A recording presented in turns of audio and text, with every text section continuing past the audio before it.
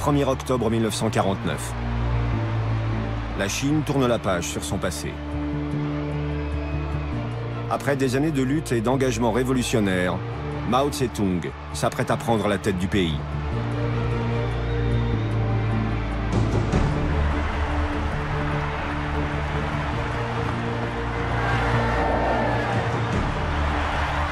Dans la capitale, sa proclamation est attendue dans la ferveur.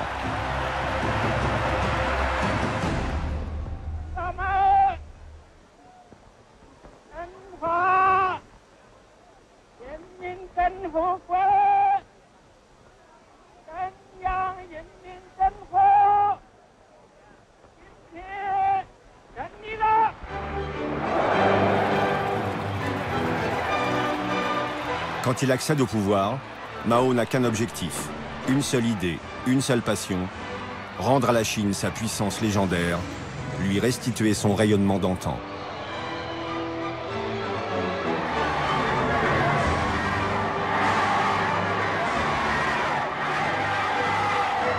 L'Empire du Milieu adresse un message au monde. L'an 0 de la Chine moderne vient de commencer.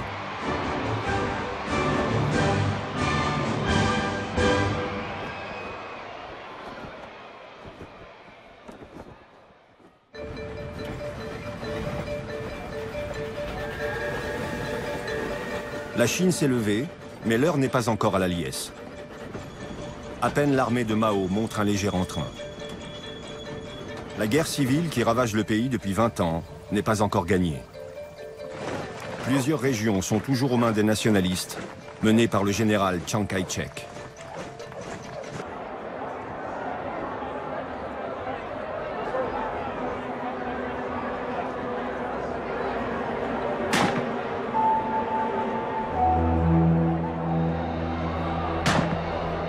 Depuis des années, les militants communistes sont la cible d'une violence meurtrière. L'adversaire ne fait pas de quartier et les traque sans merci. En vain, car les soldats de Mao s'imposent partout sans faiblir. Vaincu, Chiang Kai-shek se réfugie sur l'île de Taïwan, suivi par 2 millions de ses partisans. Pour Deng Xiaoping et ses camarades du parti, la victoire est totale. Dès le printemps 1950, la Chine continentale est aux mains de Mao. En quelques jours, il fait table rase du passé. Tout ce qui rappelle l'ancien régime est systématiquement détruit. Pour 450 millions de Chinois, une ère nouvelle s'annonce, riche d'espoir et de renouveau. Pourtant, ce ne sera pas aussi simple. Car cette Chine immense dont hérite Mao, elle est misérable, archaïque et sous-équipée. Peu ou pas d'usines, pas de ponts, ni de routes asphaltées. Les paysans, qui forment 95% de la population, cultivent la terre avec des outils d'un autre âge. Exploités sans vergogne, ils sont réduits à l'état de bêtes de somme et ne possèdent aucun droit.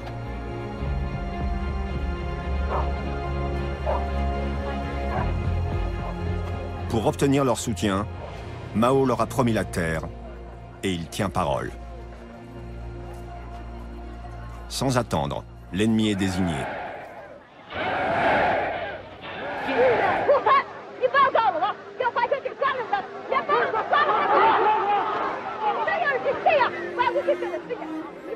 Tous les propriétaires fonciers sont jetés à la vindicte populaire. Un film de propagande fournit le mode d'emploi, du procès des inculpés à leur mise à mort.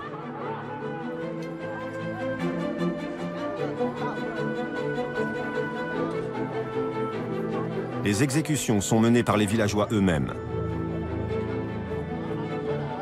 Mao l'a proclamé, il faut toujours impliquer les mains nues des paysans afin de les unir au nouvel ordre révolutionnaire.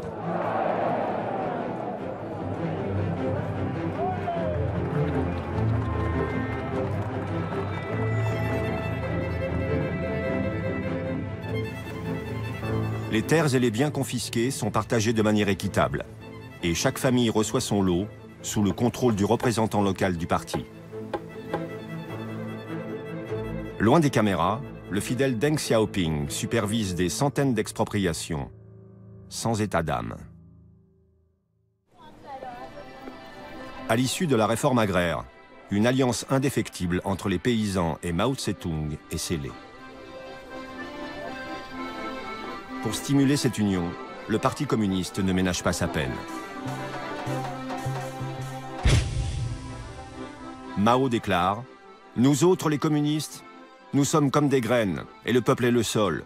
Partout où nous allons, nous devons nous unir au peuple, prendre racine et fleurir. »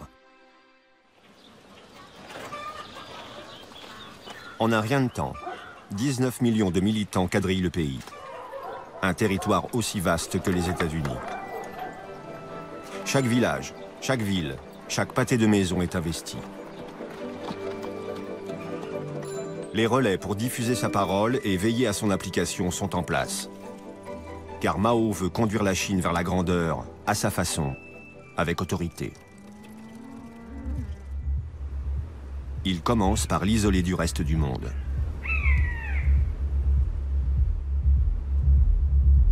Comme la plupart de ses compatriotes, Mao a été profondément humilié par un siècle d'occupation étrangère. Depuis le milieu du 19e siècle, la Chine vivait sous le régime des concessions imposées par les Occidentaux qui l'avaient dépecée. Européens et Américains avaient fait main basse sur ses richesses. Ils avaient pillé, méprisé et corrompu les Chinois. Seule une minorité avait su profiter de leur passage pour s'enrichir. L'ancien empire du milieu a soif de revanche. Désormais, Mao entend protéger son pays de la spoliation et de toute influence extérieure.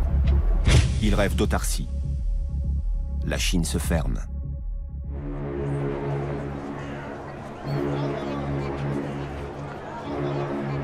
La panique s'empare alors des résidents étrangers. Hommes d'affaires, fonctionnaires et missionnaires plient bagages. Tous, jusqu'au dernier, vont quitter la Chine dans la précipitation. Ils ne reviendront pas de sitôt. Pour les Occidentaux, c'est un camouflet.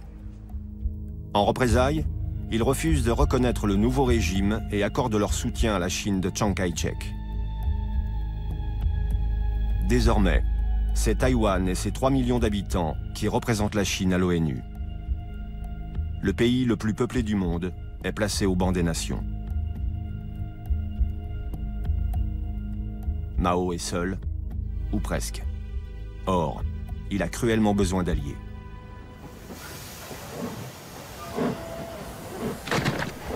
Aussi, l'autarcique se fait violence. Pour la première fois de sa vie, il quitte sa patrie durant 2 longs mois. Pour l'occasion, il troque sa sempiternelle casquette contre une chapka. À peine arrivé, il prononce les mots destinés à gagner la confiance des soviétiques.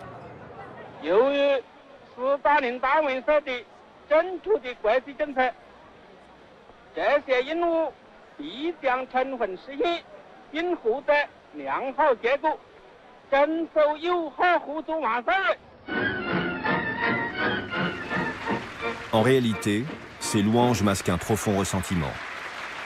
Mao se méfie de Staline, qui ne l'a pas soutenu pendant la guerre civile, et surtout, dépendre de l'URSS blesse sa fierté. Pour lui qui tenait à transformer la Chine en ne comptant que sur ses propres forces, la pilule est dure à avaler. Le 14 février 1950, un traité d'assistance est finalement signé. La messe est dite, la nouvelle Chine va prendre son essor, mais selon le modèle et les méthodes approuvés par Moscou.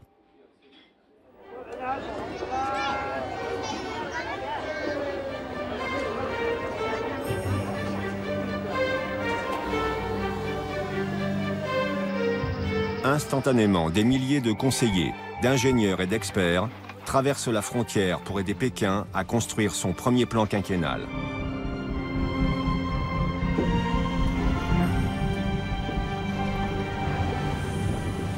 Au cœur du projet, une centaine d'usines gigantesques, d'industries lourdes.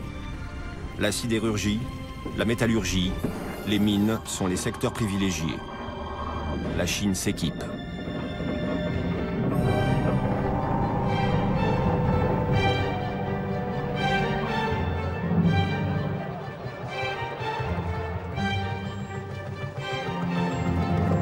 À la campagne, la collectivisation s'impose, tambour battant. Les terres redistribuées quelques mois plus tôt sont réquisitionnées et mises en commun. La grande coopérative d'État devient le modèle à suivre. La petite exploitation familiale disparaît.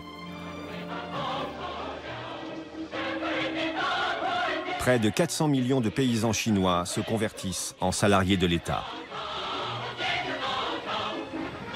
Et c'est Mao, ancien paysan lui-même, qui devient leur employeur.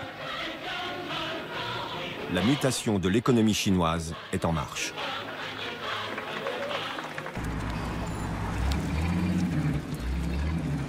C'est alors que Mao lance un de ses grands projets. Depuis 3000 ans en Chine, l'instruction était le privilège d'une élite.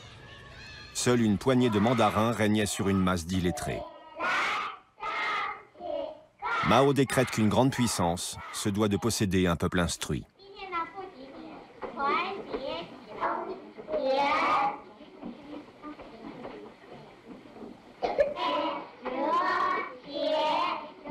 Du jour au lendemain, toute la jeunesse chinoise se retrouve sur les bancs des écoles. Pour le pays du milieu, c'est une évolution radicale, quasi génétique.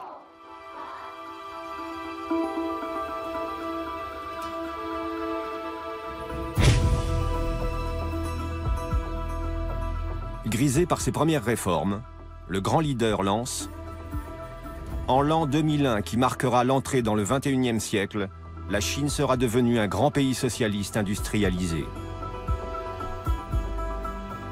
En 1956, son autorité est au zénith. Autrefois contesté par quelques camarades, il est devenu intouchable. Chef de l'État, président du parti, président de sa commission militaire, son pouvoir est illimité et sa parole fait loi.